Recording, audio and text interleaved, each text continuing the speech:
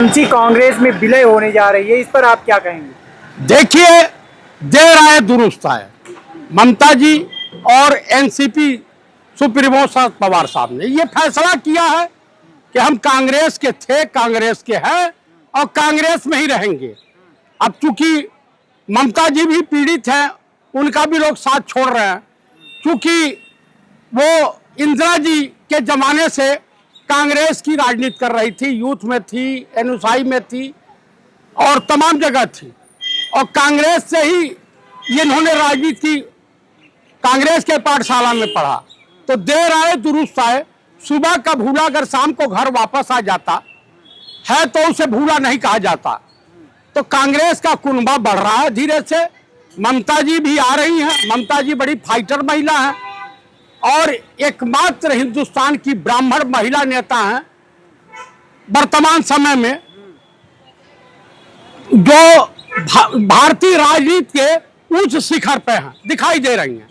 तो मैं ये दावे के साथ कह रहा हूं कि जिस तरह से इस देश में नीट के पेपर आउट हो रहे हैं, सीबीएसई के पेपर आउट हो रहे हैं, और जनता, देश का युवा, किसान, बेरोजगार नौजवान, महंगाई से जो इस देश की जनता पीड़ित है, सभी लोग कंधे से कंधा मिलाकर एक सूत्रीय आवाज में नेता प्रतिपक्ष माननीय पंडित राहुल गांधी को अपना नेता मानने के लिए मजबूर हो गया।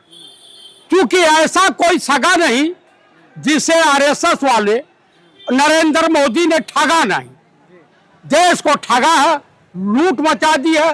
भ्रष्टाचार का आलम यह है कि आज मार्केट से रुपया गायब है। छोटे मझोले दुकानदारों की कोई हैसियत नहीं रह गई। कम से कम पहले के जमाने में रेहड़ी वाला, पटरी वाला जो भी था, खुशहाल रहता था, शाम को 2000 रुपया कमा के ले जाता था। आज के डेट में कि उनके खड़ा होने की दिन भर की मजदूरी निकलेगी या नहीं निकलेगी, ये कंफ्यूजन है। तो कुल मिलाकर के मैं यही कहूंगा, जो भरा नहीं है भावों से, जिसमें बहती रसधार ना हो, वो हृदय नहीं, वो पत्थर है। जिसके हृदय में भारतीय नागरिकों के प्रति प्यार ना हो, यह सिर्फ राहुल गांधी में दिखाई देता है। राहुल गांधी इस देश के वो नेता हैं जो गरीबों, मजलूमों और किसानों, बेरोजगार नौजवानों, छात्र छात्राओं से अपना जो है पारिवारिक लगाव रखते। आप खुद देखिए कि कहां से कहां नहीं पहुंच जाते। हिंदुस्तान का कोई ऐसा नेता अभी तक बता दीजिए जिसने कन्याकुमारी से कश्मीर तक पैदल यात्रा की हो, देश को समझने की कोशिश की हो। पहली बार 350 जनसभाएं किया था पंडित नेहरू ने, लुधियाना से शुरू किया और 350 सभाएं पूरे हिंदुस्तान में घूम घूम करके किया।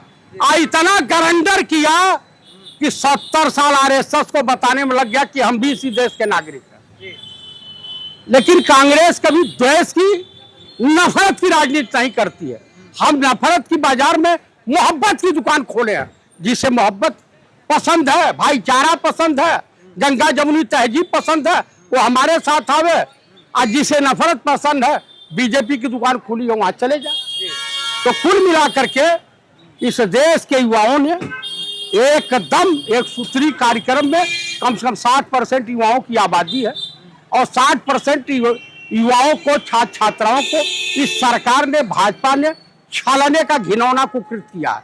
जब ये फंसते हैं तो मंदिर क्या, अरे ये तो किसानों को छोड़िए, महिलाओं को छोड़िए, युवाओं को छोड़िए, ये तो प्रभु राम का चंदा, प्रभु राम का चढ़ावा भी निगल जा रहे हैं और बेकार नहीं ले रहे हैं। अयोध्या का देख लीजिए, इस तरह से तमाम मंदिर हैं।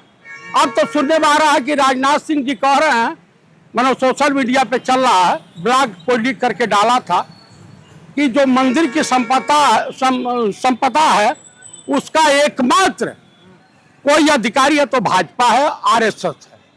ये उसका जो भी चढ़ावा है इनको मिलना चाहिए। अब मंदिर पे भी नजर है। तो कुल मिलाकर के इनको जनता से कुछ लेना देना नहीं है। हिंदू मरे, मुसलमान मरे, सिख मरे या ईसाई मरे, मरता है तो मरता रहे। नीट का पेपर आउट होता है तो होता रहे, सीबीएसई का आउट होता है तो होता रहे, भ्रष्टाचार बढ़ता है तो बढ़ता रहे। इनका नारा है कि 100 में 80% बेईमान, फिर भी मेरा देश वहां। और दूसरी बात है, तरक्की की फसल हम भी काट लेते, थोड़े से तलवे अगर हम भी चाट लेते। मेरे जहन में जी हजूरी ना था, इसके अलावा मेरा कोई कसूर ना था। अगर मैं थोड़ा बेजमीर हो जाता तो भगवान की कसम गोदी मीडिया के तरफ से, एंकरों के तरफ से कब का मैं अमीर हो जाता। धन्यवाद।